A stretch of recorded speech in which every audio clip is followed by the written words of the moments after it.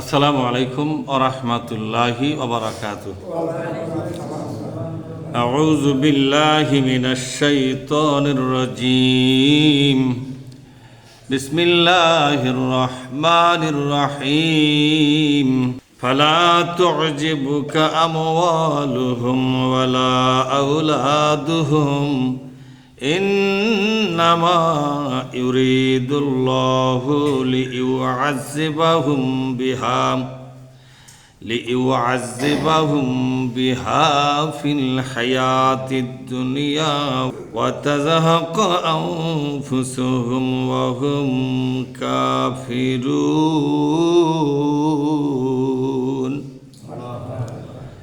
আমরা সকলে আল্লাহর দরবারে শুকরিয়া আদায় করি, বলি আলহামদুলিল্লাহ। সালাত এবং সালাম বিশ্ব নবী মুহাম্মদ রাসূলুল্লাহ বলি সাল্লাল্লাহু আলাইহি ওয়াসাল্লাম।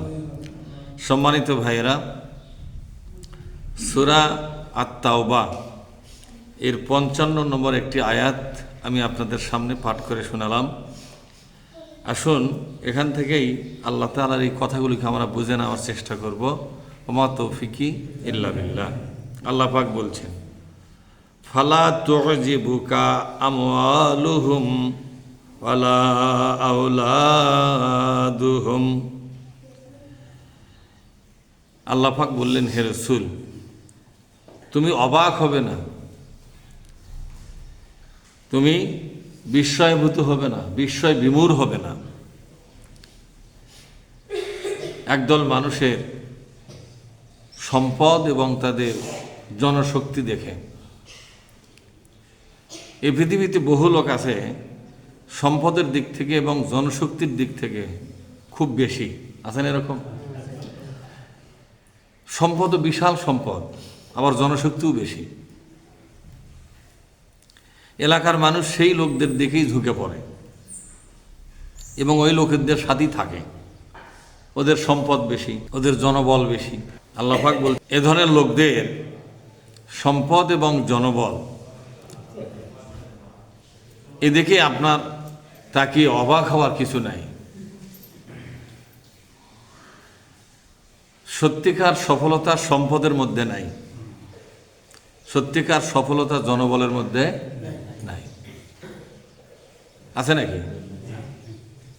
কিন্তু আমাদের মানবিক দুর্বলতা কি মনে করে, থাকলে সম্পদ আল্লাহর কাছে থাক, অনেক কাজ হবে, বলেন এরকম মনের মধ্যে দুর্বলতা আসে। ইমানের সাথে থাক বা কোরআনের সাথে থাক, এটা আসে না। সম্পদ আল্লাহর সাথে থাক, সেটা আসে। ইমান আর কোরআনের সাথে থাকলে পরকালে পাওয়া যাবে, অনেক বাকি। আর সম্পদ আল্লাহর সাথে থাকলে, জনবল আল্লাহর পক্ষে থাকলে দুনিয়াতেই পাওয়া যাবে, নগদ নগদ। আছেন এরকম? আল্লাহ পাক বলছেন, হে রাসূল, ফালা তু'জিবুকা আমওয়ালুহুম ওয়ালা আওলাদুহুম। ওগো নবীজি, আপনি সম্পদশালী যারা, জনবল বেশি যাদের, এদের এগুলো দেখে অবাক হবেন না, বিস্ময় বিমূঢ় হবেন না। ইন্নামা ইউরিদুল্লাহু লিইউআযযিবাহুম বিহা ফিল হায়াতিদ দুনিয়া। এই জনবল এবং সম্পদ এগুলো তাদেরকে দিয়েছি দুনিয়াতে শাস্তি দেওয়ার জন্য। অনেক লোক মনে করে যার সম্পদ বেশি আল্লাহ তাকে ভালোবাসে। আল্লাহ তাকে কি করে? ভালোবাসে। এখানে কি বললেন দেখলেন? আপনারা তো কোরআন সবাই বিশ্বাস করেন 100 ভাগ, তাই না? 16 আনা বিশ্বাস আছে না? তো 16 আনা বিশ্বাস যদি থাকে, এই আয়াতের বিশ্বাস আপনার কেমন? এ নিজেই নিজে পরীক্ষা করেন, আমি কে পরীক্ষা করব? সম্পদ বেশি যাদের, জনবল বেশি যাদের, এদেরকে আল্লাহ তাআলা দুনিয়াতে শাস্তি দেওয়ার জন্যই তাদেরকে এই সম্পদের মধ্যে ডুবে রেখেছে, জনবলের মধ্যে ডুবে রেখেছে, যাতে করে দুনিয়াতে কঠিন শাস্তিতে নিক্ষেপ করা যায়। তাহলে ধুকে ধুকে যারা জীবন চালায় তারাই তো সুবিধার মধ্যে আছে। কি বলেন আপনারা? কিভাবে শাস্তি হয় দেখেন। এই বেশি সম্পদ যাদের, তাদের সম্পদ বাড়াবার কাজে মনটা পাগল থাকে সব সময়, থাকে কি না? যত সম্পত্তি হোক ওই সম্পদে সে কি তৃপ্তি হয়? তার সবসময় অতৃপ্ত বাসনা, তার আরো চাই, আরো হতে হবে। দুটা ইন্ডাস্ট্রি তিনটা কেমনে করা যায়, দুই ডিস্ট্রিক্ট ইন্ডাস্ট্রি আর একটা ডিস্ট্রিক্টে কেমনে বাড়ানো যায়, এরকম হয় কিনা? জমি কিনতেছে যারা, পরের বছর যদি আবার জমি বের হয়, লোকটার পাগলামি দেখবেন। পায়ের জুতা পর্যন্ত যদি বিক্রি করা লাগে তাই করবে, যেরকম ঠিক না? মানে এই লোকটার কোনো বিরাম নাই, বিশ্রাম নাই, কোনো বিরতি নাই। এ লোকটা অন্যদিকে মনোযোগ দিতেই পারে না, তার মনোযোগ সবসময় সম্পদ বাড়াবার পেছনে। অর্থাৎ মনের দিক থেকে সে তৃপ্তি এবং প্রশান্তি লাভ করতে পারে না, তার ভালো ঘুম হয় না। ঘুম পারতে পারতে চাদর চিন্তা করে যে সলির মধ্যে 1 বিঘে জমি বেচবা চালো, এর লেওয়াই লাগবে, টেকা করতে হয় ভাই, আছেন এরকম? আবার এই সম্পদ কোথায় বিনিয়োগ করলো, সেখান থেকে ফিরে আসবে কেমনে, আর কোথায় বিনিয়োগ করা যায়, কোথায় লস খাচ্ছে, কোথায় লাভ হচ্ছে, মানে এই সম্পদের আবর্তনে চাকার মতো করে ঘুরতেছে, তার জীবনটা অন্যদিকে দেওয়ার মতো আর সুযোগ নাই। এর প্রমাণ হলো ইসলামের যত আলোচনার বৈঠক হয়, এই আলোচনার বৈঠকগুলোতে ধনী শ্রেণীর লোক খুব কম বসে। বসে কিনা? কম বসে না? যারা বসে গরিবদের সংখ্যাটাই বেশি বসে, 2-4টা ধনী থাকলে থাকতে পারে, নাও পারে। মধ্যবিত্ত এবং গরিব শ্রেণী যারা, তারা আল্লাহকে সময় দেওয়ার সুযোগ তাদের হাতে ব্যাপক, ওদের তো আর কোনো কাম নাই। ইফতার মাহফিলে ডাকবেন, ওর হর করে এসে বসে। এখন খাওয়ার লোভই বসুক না ইমানের লোভই বসুক, তাও তো বসে। কিন্তু ধনী গরুক ডাক দেবেন তো, মনে করেন আপনার গ্রামে 50টা ধনী আছে, ডাক দেবেন, আসর নামাজ পরেই বসা লাগবে, ওরা পারবে না। ওদের অনেক ব্যবসা আছে,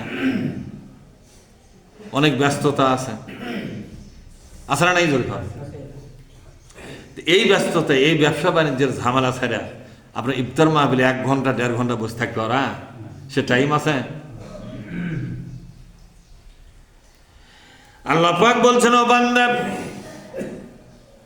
ধনীদের দিকে তাকায়ও না, ওরা আছে শাস্তির ভিতরে। কার মধ্যে? বিশ্বাস করলেন না? কথাটা কিন্তু আমার নয়, আমার কথা অবিশ্বাস করলেও অসুবিধা নেই, কথাটা কার? ওরা যে শাস্তির মধ্যে আছে, আপনার বিশ্বাসই হচ্ছে না। হচ্ছে? আলহামদুলিল্লাহ কন। বিশ্বাস থাকলে আলহামদুলিল্লাহ, আর যদি না থাকে ইন্নালিল্লাহ, নাকি ভাই? বিশ্বাস নেই বল না ইন্নালিল্লাহ, বিশ্বাস আছে বলে হ্যাঁ আছে, তাহলে আলহামদুলিল্লাহ। এখন আপনি চিন্তা করেন, আপনার বিশ্বাস থাকলে আলহামদুলিল্লাহ পরে, না থাকলে ইন্নালিল্লাহ পড়া ছাড়া কি আছে? এই জন্য বিশাল ধনবান যারা, এরা আসলে দুনিয়ার কোনো সুখী মানুষ নয়, এরা আযাবের মধ্যে গ্রেপ্তার হয়ে আছে। আল্লাহ পাক বলছেন, লিইউআযযিবাহুম বিহা, বলেন লিইউআযযিবাহুম বিহা ফিল হায়াতিদ দুনিয়া, এই বৈষয়িক জীবনে আমি তাদেরকে শাস্তির মধ্যে রেখে দিয়েছি, ওরা সব সময় শাস্তি ভোগ করবে। এই সম্পদই এখন শাস্তি, বিশাল ব্যবসা প্রতিষ্ঠান, এগুলো শাস্তি। এ লোকের শান্তি নাই, এ লোকের কোন নিরাপত্তা নাই। নিরাপত্তা আছে? শান্তি তো মনের শান্তি নাই, আবার নিরাপত্তাও নাই, সবসময় আতঙ্কের মধ্যে থাকে। কে যে কখন এসে লল্লির উপর পাউতে দোকান দিয়ে যা আছে বাইর করে দে, ঠিক না? সিন্ধুকের চাবি দে, হচ্ছে কিনা? জোরে এখন হচ্ছে। এই যে খুলনাতে না কোথায় একজন শ্রমিক দলের সেক্রেটারি, তাকে একটা দোকানের মধ্যে গুলি করে হত্যা করল, অসংখ্য মানুষের সামনে। সম্পদের কারাখারি। কিসের কারাখারি জোরে বলুন? সম্পদ এবং আধিপত্য। আধিপত্য কেন? আধিপত্যের মধ্যে আছে সম্পদের ভাগ বটরা, কথা ঠিক না? যার আধিপত্যে থাকবে সেই এলাকার আইন কাম সব তার, সবকিছুর মূলের সম্পদ। ইন্টারমিডিয়েট কলেজ শাখায় একটা বই পড়ানো হয়, অর্থই অনর্থের মূল। এই গল্প এখন আছে কিনা জানি না। আমার যেমন একবার কলেজে লেখাপড়া করেছি, মাদ্রাসা তো করেইছি, তখন এই গল্পটা আমি পড়েছিলাম, অর্থই অনর্থের মূল। কোরআন শরীফ কি বলেছে যে এই সম্পদের বাড়াবাড়ি এগুলোই হচ্ছে তোমার জীবন অশান্তির কারণ। যার সম্পদ নাই কোনো রকম খিলকপাট লেগে দেন, লাখ টাকা ঋণ পাতিছে, চোরও চিন্তা করে তোর বাড়ির যায় পুষা থবো, ঠিক না? কয় টাকার জিনিস তোর কাছে আছে? বরং গরিব চোর চিন্তা করে এর ঘরের চেয়ে আমার ঘর বেশি সম্পদ আছে, এগুলো যা কি পাওয়া যাবে, এক পাইলে তাই কানা কে দিবে। গরিবের কোনো টেনশন নাই, গরিবের টেনশন পরের দিনের কামলাটা হবে তো এই একটা হালকা টেনশন, ঠিক না? এছাড়া সম্পদ রক্ষা করা লাগবে, সম্পদ বাড়ান লাগবে, এগুলো কোনো রকম প্যারের ভাত হলেই মেটা গেল। আল্লাহ পাক বলছেন, ও বান্দা, সম্পদের পিছনে পাগল হইও না, এগুলো হলো তোমাকে অশান্তিতে রাখবে, আযাবে রাখবে, শাস্তিতে রাখবে, তোমার জীবনের ঘুম কেড়ে নেবে, মনের প্রশান্তি কেড়ে নেবে, সারাটা জীবন তুমি হাহুতাশ করেই থাকবে, বরং সম্পদ বাড়াবার জন্য পাগলের মধ্যে দৌড়াতে থাকবে। লাউকান আলী ইবনে আদামা, বিশ্বনবী বলেন, লাউকান আলী ইবনে আদামা ওয়াদিম মিন জাহাবিন লাহাব্বা ইয়াকুন লাহু সান, কোন আদম সন্তানকে একটা খোলা মাঠ ভরে যদি সোনা দেওয়া হয়, খোলা মাঠ বোঝেন, পাতার, একটা পাতার ভরে সোনা দেওয়া হয়, কয় ভরি সোনা লাগবে একটা পাতার ভরাতে? হ্যাঁ, কেবা ফেজলে গোনা যাবে? এটা পাতার তো বোঝেন আপনাদের উত্তর দিকে কি এক পাতার আছে না, এই পাতা শুরু হয় ওই সামনে কি বেটা গ্রাম আছে নল ঘরে, এই নল ঘরে বলতে হয় একদিন যায় আমি বিপদ পড়ছি, এই রাস্তা উঠে হাঁটা, পাথারটা বিশাল পাথর আছে না, এরকম একটা পাথর ভরে কেউ যদি সোনা দেয়, ভরে দেওয়া লাগবে। যেখানে বন্যার পানি দিয়ে পাথর ভরে যায় না, যেখানে সোনার বন্যা হওয়া লাগবে, যেরকম, ঠিক না? সোনার বন্যা হয় পাথর যদি ভরে যায়, আর যদি বলা হয় ও সলিমুদ্দিন এটা তোমার, এগুলোর মালিক হয়েছে তুমি, এবার সলিমুদ্দিন কি বলবে জানেন? লাহাব্বা ইয়াকুন লাহু সান, সে আর একটা খোলা মাঠ ভরে সোনার বন্যা চাবে, মানে চাওয়ার কোনো ডিমান্ড ইজ আনলিমিটেড, চাহিদার শেষ নাই। ওয়ালা ইয়ামলাউ জাওফুন ইবনু আদামা ইল্লা তুরাব, কবরের মাটি সারা মানুষের পেট আর পেট কোনোদিন ভরবে না। কে বলেছেন? বিশ্বনবী মুহাম্মদ রাসূলুল্লাহ সাল্লাল্লাহু আলাইহি ওয়াসাল্লাম। এর কি নবীর নিজের বানানো কথা না আল্লাহর কথা? নবী নিজে বানায় কোনো কথা বলছে? না না না, হাদিসটা নবীরই, কিন্তু হাদিসটা নবীর হলে কি হবে, কিন্তু মূল কথাটা কার কাছ থেকে আসছে? আল্লাহর কাছ থেকে কথা আসছে, সেই কথাটা বিশ্বনবী নিজের জবানে বলছেন। বিশ্বনবী নিজের মাতৃভাষায় যে কথাটা বলছেন সেটা হাদিস, আর আকাশ থেকে ওই ভাষা সহ আরবি সহ যেটা আসছে সেটা কি? সেটা কোরআন। সেটা কি জোরে বলুন? বিশ্বনবী ওখানে একটা শব্দ যোগ দিতে পারে নাই, নিজের মাতৃভাষায় নিজের একটা ভাষা ওখানে যোগ করতে, অ্যাড করতে পারে নাই, ওটা কোরআন। কথা বুঝতে পারছেন? বিশ্বনবী বলেন, সম্পদের চাহিদা, সম্পদ আহরণের পাগলামি সেদিনই শেষ হবে যেদিন মানুষের মুখে মাটি পড়বে, 3 থাপা মাটি, না কয় থাপা? 3 কোদাল, বোঝেননি আপনারা? এই দিন আপনার সম্পদের নেশা বন্ধ হবে। সকাল থেকে রাত 10টা পর্যন্ত সম্পদের পেছনে দৌড়ায়, নামাজ পড়ারও টাইম নাই। এরকম লোক আছে না নাই? যেরকম নামাজ কখন পড়বে, টাইম কুটি, সময় নেই। এই সম্পদের পিছনে যারা নিজেকে জড়িয়ে ফেলেছে, সম্পদের চাকার মধ্যে ঘূর্ণি পাক খাচ্ছে। কি পাক খাচ্ছে? জোরে খান। ঘূর্ণি পাক, সাইকেলিং হচ্ছে, ঘূর্ণি পাক খাচ্ছে। এদেরকে আল্লাহ বলছেন মাসালুহু কামাসালিল কালবে, এরা হলো কুত্তা। এরা কি জোরে বলুন? কুত্তা। কুত্তার প্যান্ট ভরে খাবে, তারপর দেখবেন জিভে খানিক বার করে লাল পরে না জোরে খান, মানে তার জিহবা কোনো সময় ভেতরে ওঠে না। এই হলো কুত্তা, মানে তার লালসার, চাহিদার যে লালসা, সে লালসার একটা লক্ষণ জিভা দিয়ে প্রকাশ করে যে আমার আরো খাওয়া দরকার, আর আরো খাওয়া, মানে আরো সম্পদ দরকার। এদের তৃপ্তি নাই। ওয়াতাযাহাকা আনফুসুহুম, এরা এই সম্পদের পিছনে দৌড়াতে দৌড়াতে এদের জীবন চলে যাবে, মৃত্যু হবে। ওয়াহুম কাফিরুন, এরপরে তারা কাফির অবস্থায় দুনিয়া ছেড়ে যাবে। সম্পদ এর পিছনে এত বেশি পাগলামি করা আর ঈমান ছেড়ে দেওয়া সমান। এদের ঈমানটাই চলে যাবে। ঈমান একটা সম্পদ, কি বলেন আপনারা? কথা বলেন না বাড়ি। ঈমান একটা কি? আপনারা কি সম্পদ মনে করেন না কি মনে করেন? ঈমানের চাইতে স্থায়ী সম্পদ আর আছে? এই দুনিয়ার যত বালাখানা থাকুক, এই দুনিয়ার যত অট্টালিকা থাকুক, বাড়ি গাড়ি জায়গা জমি টাকা পয়সা ইন্ডাস্ট্রির ব্যবসা বাণিজ্য ক্ষমতা চেয়ার যেটাই থাকুক না কেন, সেগুলো হলো ক্ষণস্থায়ী। এগুলো কি জোরে কন? ক্ষণস্থায়ী। আপনি যখন মারা যাবেন সব সম্পদের মালিক অন্যরা হবে, আপনার নামে আপনার বাড়ির একটা শতক জায়গাও রাখা হবে না। হবে নাকি জোরে কন? আপনি মারা যাবেন 10 বিঘা জমি রেখে গেছেন, 1 শতক জায়গা আপনার নামে থাকবে না, সবটাই ভাগ হবে।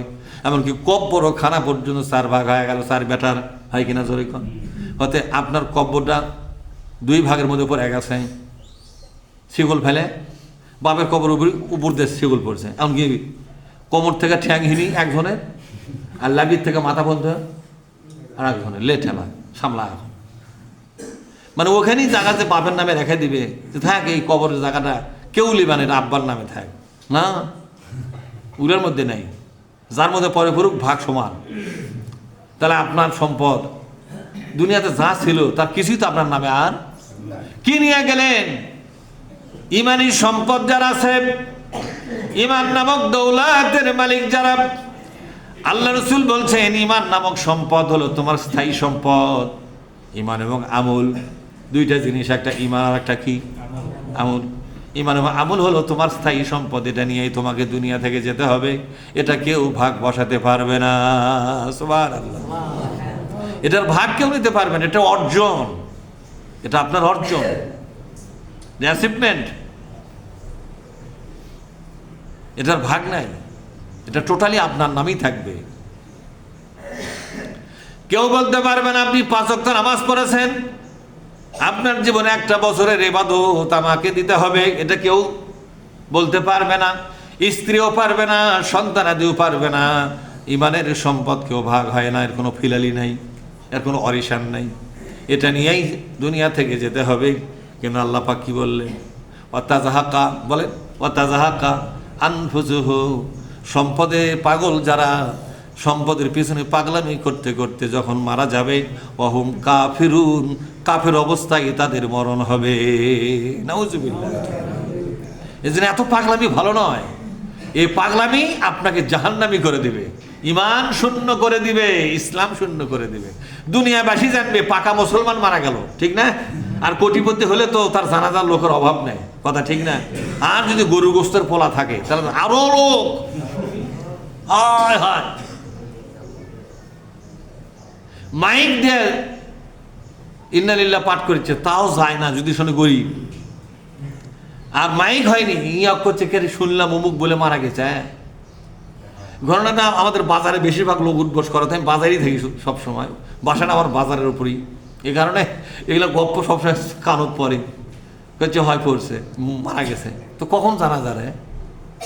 করছে জন নাচ পরেই, তাহলে আমি যাবো, ওই যাবে।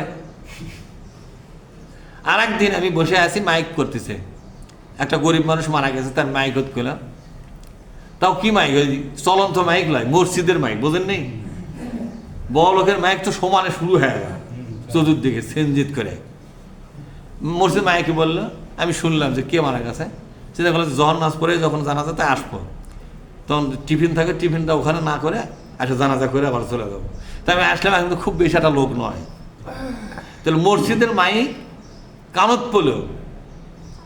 ওই সময় আমি শুনলাম যে, আমি একদিন বললাম কে ভাই জানাজা হবে, জানাজ পর জামানা করছে, আমার না ঝামেলা আছে, দেখি কি হয়। আমার চিন্তা হলো এই লোক খোঁজবো, আমি অল্প লোক দেখে খুঁজে দেখলাম, খুঁজেও পেলাম না। আমি জানাজা করে মাদ্রাসায় চলে গেলাম, কয়েকদিন পর দেখা হলো লোকটার সাথে। আমি বললাম সেদিন কুড়ি গেছিলেন, করছে কর না, এমন এক বেতাল হয়ে গেল, ওই মুখে ইয়ে করবে যা আমার যাওয়াই হল না। লোকটা কি ধনী না গরিব? গরিব। আর কথা বোঝেন নেই যে খিচড়াটাও হবি খুব হালকা পাতলা, বা কে খায়। আবার দুদিন পরে যে মজলিস হবি তাও ওই ব্রয়লারের মুরগি দিয়ে করে কিনা, দেখ তো ও জানাজা চলবে না। মানে এরা জানাজা করবার যায় না, ওই খাওয়ার গ্যারান্টি লিবার যায় কোন। এই জন্য এই সমস্ত সম্পদ পাগল মানুষেরা, এরা ঘুষ খায়, এরা দুর্নীতি করে কিনা জোরে কন। জনগণের সম্পদ, সরকারি সম্পদ লুটপাট করে কোটি কোটি মিলিয়নার হয়ে যায়।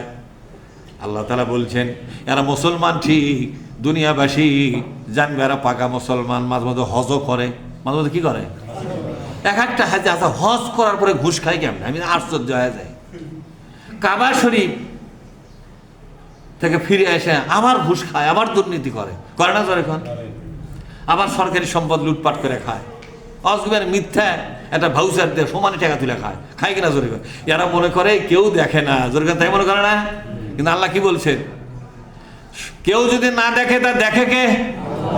কেউ যেখানে ধরতে পারে না তাকে ধরবে কে? কেউ যার বিচার করতে পারে না তার বিচার কোথায় হবে? আল্লাহর কাছে। কার কাছে হবে জোরে কর। এরা আসলে আল্লাহর বিচারে আদালতে আসামি হয়ে যাচ্ছে, ধীরে ধীরে বুঝতেই পারেনি। কিয়ামতের ময়দানে দুনিয়ার সামান্য সুখ ভোগের কারণে, সম্পদ আহরণের কারণে জাহান্নামে দীর্ঘকাল থাকা লাগবে, এটা তারা বেমালুম ভুলে গেছে। আল্লাহ পাক বলছেন সম্পদের জন্য বেশি পাগলামি করবে, আল্লাহ পাক তোমাকে ঈমান শূন্য বানায়া জাহান্নামী করে দিবে। নাউজুবিল্লাহ। একটা ছোট্ট সূরার মধ্যে আল্লাহ কি বলেছেন, আলহাকুমুত তাকাসুর। অনেকের মুখস্থ আছে না? আছে মুখস্থ? গুড। আলহাকুমুত তাকাসুর হাত্তা যুরতুমুল মাকাবির। আল্লাহু আকবার। সেই সমস্ত লোকদের সর্বনাশ হবে। তাকাসুর মানে হলো সম্পদের পেছনে এত বেশি দৌড়ালো, সম্পদকে অগ্রাধিকার দিল বেশি, দুনিয়াটাকে সে অগ্রাধিকার বেশি দিয়া এই দুনিয়াটাই তাকে সজ্জিত করার জন্য, সম্পদের পাহাড় রচনা করার জন্য বড় বড় বাড়ি, বিল্ডিং, ইন্ডাস্ট্রি, ব্যবসা প্রতিষ্ঠান এবং ক্ষমতা, চেয়ার তৈরি করার জন্য উঠে পড়ে লেগে গেল। আল্লাহ পাক বলছেন আল্লাহা। আল্লাহা মানে কি? আল্লাহা সাধারণ শব্দ। আল্লাহা শব্দের অর্থ হলো ধ্বংস হবে। সে কি হবে জোরে কর? এ ধ্বংস হবে। হাত্তা যুরতুমুল মাকাবির, এমনকি কব্বর পর্যন্ত যাবে, তবু এই পাগলামি ছাড়বে না। আমার জীবনে একটা চাকরিজীবী, সরকারি চাকরিজীবী, ইঞ্জিনিয়ার, এ যখন মারা যাওয়ার সময় কয়েকজন লোক পাশে ছিল, তারা পরে আমাকে বললে আসে, আমি জানাজার পরে গেছি কিন্তু গল্প শুনলাম পরে, কয়েকদিন পর। আমি বললাম মৃত্যুর সময় কে কে তোমরা ছিলে, কে কে? বলছে আমি একটা ছিল, ও মুখ ছিল। আমি বললাম কিছু বলছিল কি? বলছে হ্যাঁ ওই লোকটাকে ফটকের একটা কথা বললাম যে ও যে অমুখের ভিটা লাওয়া আছে, ওর পাশে যে জায়গাটা বাড়াবে লিয়েস, তা না হলে গেলে রক্ষা করে পাবো না। আচ্ছা পরামর্শ দিয়ে গেছে। এরকম লোক দুনিয়াতে আছে না জরুরি। মানে মরার সময় সম্পদ আহরণের পাগল যারা, তারা ঈমানের কথা বলতে পারে না, তাদের মুখ দিয়ে দুনিয়ার কথা দেয়। তখন আমি চিন্তা করলাম আল্লাহ কোরআনে বলেছে ওয়াতাযাহাকা আনফুসুকুম ওয়াতাযাহাকা আনফুসুহুম, এদের মরণ হবে, ওয়াহুম কাফিরুন, এরা কুফুর অবস্থায়, কাফের অবস্থায় তাদের মরণ হবে।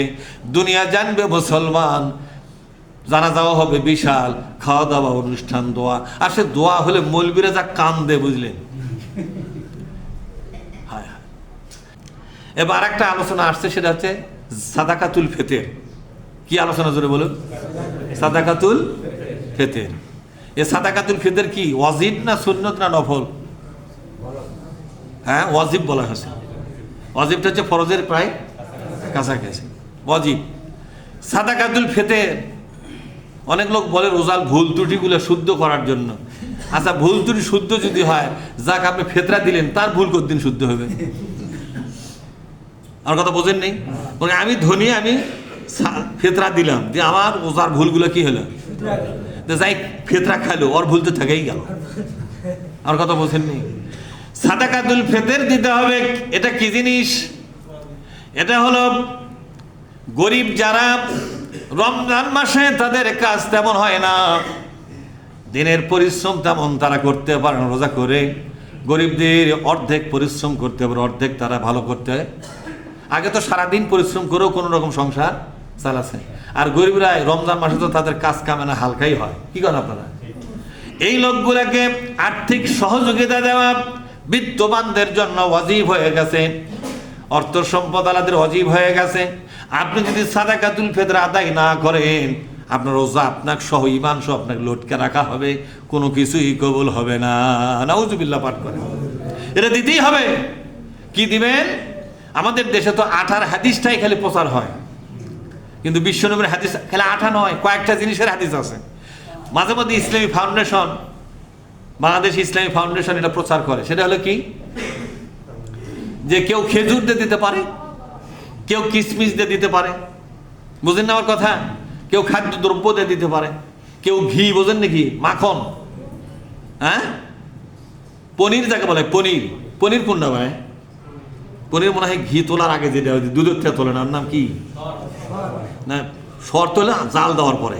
কিন্তু কাঁচা দুধ তুলে উপরে একটা হলুদের মতো রঙ আসে না, তাকে হাত দিয়ে পরে আবার জাল দিয়ে তা ঘি বানায়। ঘি তো, কিন্তু জাল দেওয়ার পরে তো ঘি নাম, আগে ওর নাম কি দিবে? আগে ওর নাম পনির। এই যে পনির, এই পনিরের ওজনে আপনাকে দিতে হবে তাহলে 2.5 কেজি পনির জন প্রতি। কাকা হলে ওরে যদি ঘি হয় তো ধরো 2.5 কেজি ঘি, তাহলে যে ডালটা মিশে না ঘি না অরিজিনাল দেয়? অরিজিনাল ঘি কত করে হবে আপনারাই ভালো বুঝবেন, যাদের গাড়িটাই আছে বুঝবেন আপনারা। যাই হোক, হয় 2.5 কেজি ঘি দিয়ে এক একজনের ফেতরা হবে, অথবা 2.5 কেজি কিশমিশ দিয়ে ফেতরা হবে, অথবা যে খেজুর আপনি নিয়মিত খান, আপনি যে খেজুরটা নিয়মিত খান। সেদিন এক লোক করছে, হুজুর খেজুর তো মেলা দামের আছে, কুন্ডা তো। আমি বলছি আপনি কুন্ডা খান? করছে আমি তো 150 টাকা পোয়া ওটা খাচ্ছি। তাই বললাম তাহলে 100 টাকা কেজি, তাহলে ওটার হিসাবে দেওয়া লাগবে। বলছে তো ওটা মেলা হচ্ছে বারে, 200 টাকা 800 টাকা কেজি দিলে হবে না? আমি বললাম যে তুমি নিজের জন্য যেটা পছন্দ করো, অন্যের জন্য সেটাই করা লাগবে না ভাই, বন্ধ করা লাগবে না। তুমি খাচ্ছ 600 টাকা, আর দিবার সময় 400 টাকা বা 200 টাকা কেজি, এইগুলা সিটারি আল্লাহ নিবে না, তোমার এই ফেতরাই নষ্ট, কথা ঠিক না? তাহলে কি দেবো আমি? দেওয়াও তোমার যেটা ভালো হয়। তাহলে আটাটা যদি দেন 15-2 কেজি, আটার মশলাটা বিশ্বনবীর কাছ থেকে আসে নাই। আটার মশলাটা আসছে যখন দামেস্ক থেকে। কোথার থেকে? ভালো করে শোনেন, ম্যান্ডিট দামেস্ক থেকে হযরত মুয়াবিয়া রাদিয়াল্লাহু তাআলা আনহু, ইয়াজিদ নামে যে ছেলেটা ছিল না, তারই বাবা ইয়াজিদ। ইয়াজিদ হচ্ছে মুয়াবিয়া রাদিয়াল্লাহু তাআলা আনহুর ছেলে, বড় ছেলে। যাক, ছোট হোক বড় হোক ছেলে তার, আমার কথা বুঝতে পারছেন? এই মুয়াবিয়া রাদিয়াল্লাহু তাআলা ক্ষমতায় ছিলেন, ওনার রাজধানী ছিল দামেস্ক, মানে সিরিয়ার দামেস্ক। বোঝেন না আমার কথা? এখান থেকে তিনি রাষ্ট্রপ্রধান হিসেবে মদিনা সফর করতে যাই, রোজার মধ্যে গেছে, যায় দেখে ওখানে ফেতরা আদায় শুরু হচ্ছে। তিনি বললেন যে তোমরা কি কি দেও? ফেতরা দাও, আটা দেও, দিতে পারো। তখন খেজুরের চাইতে আটার দাম ছিল, কারণ খেজুর মদিনাতে আমদানি করা লাগতো না, ওটা উৎপাদন হতো। আর আটা কি করা লাগতো? আমদানি করতে যাওয়ার দাম হয়ে গেছিল, বিদেশ থেকে আমদানি করা আটা বেশি। তখন উনি বললেন তোমরা এক কাজ করো, তাহলে অর্ধ চা দাও। তো সেই অর্ধ চা হচ্ছে ইরাক বা সিরিয়ার যে চা, সে চা ছিল 3.5 কেজি। সে চা কত? চা মানে একটা ডালি, চা মানে একটা এক ডালিকে পরবর্তী সময় মাপে দেখা হচ্ছে, যেহেতু এখন ওই ডালিগুলো আছে ওই মিশরের জাদুঘরে, এখনো কিন্তু ওইগুলো ডালি। তো ওই ইরাকি বা সিরিয়ার যে ডালি, এই ডালির আটা তুলে দেখা হচ্ছে 3.5 কেজি। অর্ধ কত হয় তাহলে? 1.5 হয়, 3.5 কেজি না, 3.5 কেজি, হ্যাঁ না, 3.5 কেজি আটা। আর মদিনার যে চা মানে ওই ডালি, সেটা খেজুর তুলে দেখা গেছে খেজুর হয় 2.5 কেজি। কয় কেজি হয়? তাহলে কোনটা ধরবে? বিশ্ব যেটা আপনার পড়তে হয় সেটা ধরেন। এখন প্রশ্ন হচ্ছে, আটা দেওয়ার সময়, ফেতরা দেওয়ার সময় সবাই যদি গরিবের কাতারত আসেন, এটা কি ঠিক হবে? আটা দেওয়ার অবস্থা যার আছে আটা দিয়ে দেবে, আর যাই খেজুর দেওয়ার অবস্থা আছে তাই কি দিয়ে দিবে, আর যাই ঘি দেওয়ার অবস্থা আছে, এ তালুকদার, চৌধুরী, এমপি, মন্ত্রী, এগুলো যদি আটাটা দেওয়া অর্থ ইঙ্গা করে ফসকে দিবে, দেবে না? কিন্তু ওরা তো কোটি কোটি টাকার মালিক হয়, ইন্ডাস্ট্রির মালিক। যে ইন্ডাস্ট্রির মালিক সে ঘিতে দিয়ে পারবে, কিন্তু তাই ইন্ডাস্ট্রির সামনে যে সিকিউরিটি গার্ড আছে না, গেটের দ্বারা থাকে, বা বাজার খরচ করার জন্য বাড়ির মধ্যে কাজের লোক থাকে না, তাই এখন মালিক এখন তাক করছে। একবার ঢাকাতে এই গল্প আমি শুনলাম, মালিক বলে এক কোচে ওই বাড়ির যে কাজের লোক বলছে কেরে ফেতরা হুজুর কত করে গেছে, মানে মালিক জুমা নামাজ পড়বার যায়নি, ওই ওরা গেছে, তো বলছে হুজুর তো বলো আমরা 2.5 কেজি করে আটা দেবো। কোথাও তো আমার বাড়ির কয়েকজন লোক তার কত হয়, মানে ওই আঠার হিসাব করতেছি, কত আঠার হিসাব করা ঠিক। তখন ওই কর্মচারী বলছে স্যার শোনেন, ওই ইমামগুলো আটা দিবে খালি কয়নি, ওই ঘি দিয়েও কইছে ঘিও 2.5 কেজি, তাহলে তো ভেলা হয়ে গেল রে, মানে 2.5 কেজি ঘি যদি 2,000 টাকা কেজি হয় তাহলে 2.5 কেজি কত হয়, 5,000 টাকা জন প্রতি। কিন্তু কোটিপতির কাছে 5,000 টাকা এক একজনের ফেতরা দেওয়া কোনো কঠিন কিছু, আমরা এখন কঠিন। তাহলে আমরা হাদিস পালাম, আটার একটা হাদিস পালাম, এটাও হাদিস, এটাও কিন্তু কি হাদিসটা রসুল নয়, হাদিসে মুআবিয়া রাদিয়াল্লাহু তাআলা, মানে সাহাবাদের ফায়সালাটাও হাদিস। আমার কথা বোঝেননি, কোনো কিছুকে আপনি অবহেলা করতে পারবেন না। সাহাবাদের ফায়সালা ওটাও হাদিস, আবার বিশ্বনবীর যে ঘোষণা সেটাই সর্বশ্রেষ্ঠ। বিশ্বনবী বলছেন খেজুর দিয়ে দাও, কিশমিশ দিয়ে দাও, পনির দিয়ে দাও, আছে না এগুলো হাদিস। এখন আপনারা বিবেচনা করেন আপনার আর্থিক লেভেল কত, সেই আর্থিক লেভেল অনুযায়ী যদি মনে করেন সবাই মিলে আটাতে দেবো, দেন, কোনো অসুবিধা নাই। কিন্তু এই অর্থের জবাব দেওয়া লাগবে কার কাছে, যেরকম কার কাছে দেওয়া লাগবে। কাপড় কিনবার সময় গরিব যে কাপড় কেনে, আপনি তো সে কাপড় কেনেন না, ওরি তো আপনি ঠিকই বোঝেন, আমি একটা ধনী মানুষ, আমাকে ভালো করেই কেনা লাগবে, ঠিক না? সেই জন্য ফেতরার বিষয়টা হলো যে আপনার আর্থিক লেভেল অনুযায়ী যার লেভেলে আপনি পড়েন। আমি নিজের কথা বলা ঠিক না, শুধু উৎসাহের জন্য বলছি। আমি প্রতি বছর খেজুর দিয়ে আমি ফেতরা আদায় করি। আমার মা আছে, আমার মা সহ আমার পরিবারের যারা আছে সবাই মিলে আমি ফেতরা দিয়ে খেজুর দিয়ে, কোন খেজুরটা দেই, আমি প্রতি বছর যে খেজুর নিজে কিনা খাই সেই খেজুর দিয়ে ফেতরা দিই, সেটা যে টাকা দামেরই হোক। আমি নিজে পছন্দ করে যে খেজুর পরিবারের জন্য কিনি ওই খেজুর দিয়ে ফেতরা আদায় করি। তা আপনাদের কাছে আমার আবেদন হলো যে ফেতরার বিষয়টা দেখবেন, হাদিসটা কিন্তু সবই হাদিস। হয়তো কাল থেকে তর্ক লাগবেন, হ্যাঁ একদিন দেখলে আটার কথা শুনছে, আজকে আমার খেজুরের কথা বলে রে। তা আমি কবো কে, ওই হাদিসগুলো প্রচার করা হয়নি, কিন্তু ইসলামী ফাউন্ডেশন বাংলাদেশে বলছে যে সর্বোচ্চ ফেতরা হলো 3,000 না কত বলছে ভাই, 3,000-এর বেশি। এখন আরো মনে হয় বেশি, ঘিয়ের দাম বেড়ে গেছে। আর সর্বনিম্ন ফেতরা 2.5 কেজি আটা। তা আটা কত করে কেজি এখন? 60 টাকা। তাহলে 2.5 কেজি কত হয়? 60 120, তাতে 1 পোয়া নেই, তাহলে 15 টাকা নেই, তাহলে 105 টাকা। তাহলে সর্বনিম্ন ফেতরা কত হচ্ছে? 105। তাহলে আটার ফেতরা সর্বনিম্ন 110। তাহলে আর সর্বোচ্চ কত করবে? 3200। আচ্ছা 3200 করে যাই করুক, কিন্তু হাদিসের ভাষা হলে 2.5 কেজি ঘি সর্বোচ্চ, তার নিচে 2.5 কেজি কিশমিশ, তার নিচে 2.5 কেজি খেজুর, তার নিচে 2.5 কেজি খাবার, তার নিচে 15 কেজি আটা, মানে 110। এইভাবে ঢাকা রেটে মনে করছেন, আমাকে এটাও অতখানি 50-52 টাকা কেজি। যাই হোক, তা আপনাদের কাছে আমার আবেদন হলো যে এই ফেতরা আদায় বিষয়টা আপনার দয়া করে বিষয়টা বিবেচনা করবেন, বলেন ইনশাল্লাহ, বলেন। একটা কথা বলি, হঠাৎ করে কথাটা মনে হলো, রমজান মাস, আপনার গুনাহ মাফের জন্য আপনি যদি না কান্দেন, গুনাহ মাফের চেষ্টা সাধনা যদি আপনার মধ্যেই না থাকে, আপনি মরে যাওয়ার পর আপনার নামে যতই কান্দাকাটি করা হোক একটা গুনাহ মাফ হবে না। সূরা নজম, কোন সূরা জোরে কর? 50-এর আগে পাশে সূরাটা আছে, নাম্বারটা করলাম না, খুঁজে নিয়েন।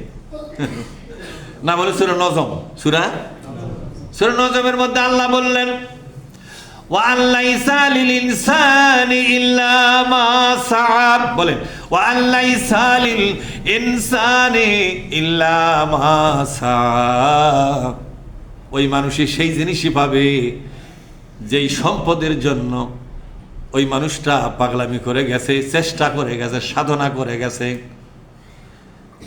যে সম্পদের জন্য সে ইন্ডাস্ট্রিয়াস ছিল, পরিশ্রমী ছিল, সেই সম্পদ তাকে দেওয়া হবে। যেমন ধরেন গুনাহ মাফের জন্য আপনি চরম চেষ্টা করে গেছেন, যেমন ধরেন একটা লোক গুনাহ মাফের জন্য রাত দিন কান্দাকাটি করে, গুনাহ যাতে না হয় সে চেষ্টা করে।